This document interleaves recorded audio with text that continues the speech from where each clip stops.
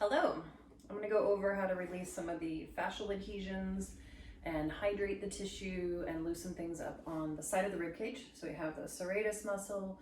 We also help to kind of release into the lat and some of those attachment points back here, as well as any tension and tightness kind of in the front of the front serratus and into the pec a little bit.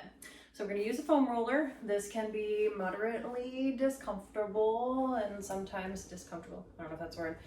This can be a little bit uncomfortable and sometimes quite painful. So we just move in a space that feels somewhat okay. So you're going to bring the roller down to kind of the base of the rib cage. You don't want it to be at the little baby floaty ribs, but kind of at the base of the rib cage.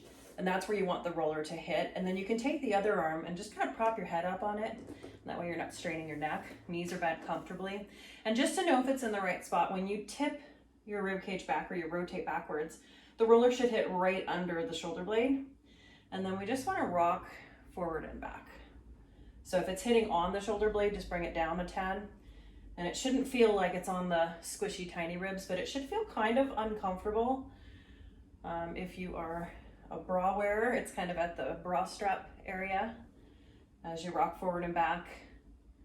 It shouldn't, depending on how tight this is, it can be really painful, bordering painful, depends on the tightness of, or the firmness of your roller as well. So I'm using a very soft roller, so it's just a little bit uncomfortable, but I've also been doing this a few times. I know the first time I tried this, I did it on a pretty firm roller and it was excruciatingly painful. It brought tears to my eyes. Don't recommend a firm roller, but if that's what you have, just kind of prop, say it's real firm, just prop your elbow under you a little more so you have less body weight. And if it's a real soft roller and it's not painful, you can move the elbow out of it. And so you can put a little more body weight into it. And you just want to go back and forth until it's not as tender as it was when you started. And if you have lots of time and you want to really take your time and just do this until it's a lot less tender, you can do that as well. It's good if you find one particular tight, squishy spot to kind of move or pulse in that space, wherever that is. And then you can bring your elbow up to remove some of the weight and then push the roller up about 1/4 inch. So we're basically going to move our way up, rocking forward and back, and just work our way up until, just 1/4 inch each time. And you're just rocking forward and back until it's a little less tender. And then you can use your elbow to kind of push up a little bit to push the roller up another 1/4 inch and rocking forward and back.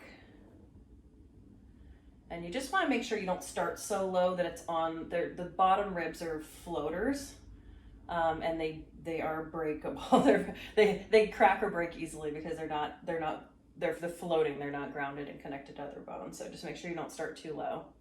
So if you're unsure, just make sure it's kind of hitting the base of the shoulder blade just to be on the safe side. And then once you feel like that's a little less tender, you can kind of prop up with the elbow, lift up, move it towards the armpit another 1/4 inch. And we're just moving forward and back until it's a little less tender.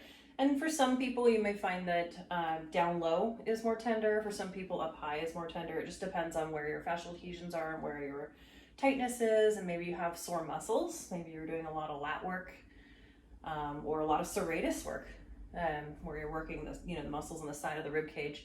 The serratus looks kind of like a hand with fingers running on the sides of the ribs. And that muscle helps with scapular stability, but also when the serratus gets tight and when these muscles get tight and when the fascia dries up and kind of adheres and sticks, it makes the shoulder blade get sticky, like it's kind of stuck to the back of the ribs and doesn't glide the way that it ideally would, which can limit your range of motion with your shoulders and also thoracic rotation as well. So this is a good way to increase mobility. And then you can prop the elbow, move it up another 1/4 inch. And we'll just keep rocking forward and back. And we're just going to keep doing this and it'll get a little less tender with each time you rock and pass. And for some people, it incrementally gets less tender. For some people, it starts out really painful and then boom, no pain at all. So just whatever works for you. And I usually recommend if you really feel like you need this and you want to do this often, maybe once a week. You don't want to overdo it because we are loosening things up, and sometimes when your body has created all its patterns based on certain tension patterns and then you super loosen something up too quickly, it can create instability in the joint. And the shoulder is a floating joint, so we don't want to create instability in the shoulder by loosening things up too quickly without allowing the body to adapt and strengthen and recondition. And we're just going to keep moving it up until we hit, I'll call it the base of the armpit. So I consider either where the base of where the hair grows or where you apply deodorant. That's kind of where you want to go. You don't want to go all the way into the armpit. We don't want to start squishing into some of those nerves. There's nerve bundles and, you know, lymph nodes and such in the armpit. So you don't want to go all the way into the armpit. And you may find that as you go up that 1/4 inch each time, it becomes less tender, and then all of a sudden you hit a spot and you're like, whoa, that's tender. And say we're there and we want to just kind of rock into it.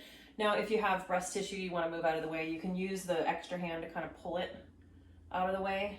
And so if it's tender and it's kind of squishing your breast, you can kind of pull it out of the way. And we'll just move up until we hit just at the base of the armpit.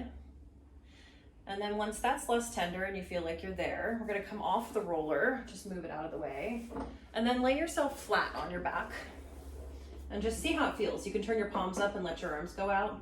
And it should feel like the side that you just did, that the shoulder blade lays a little flatter, like it kind of fits into your body a little better, lays a little flatter across the rib cage, and maybe the back of that, your back connects to the mat a little better, and everything feels a little flatter and a little more connected, and maybe a little loosey-goosey and buttery.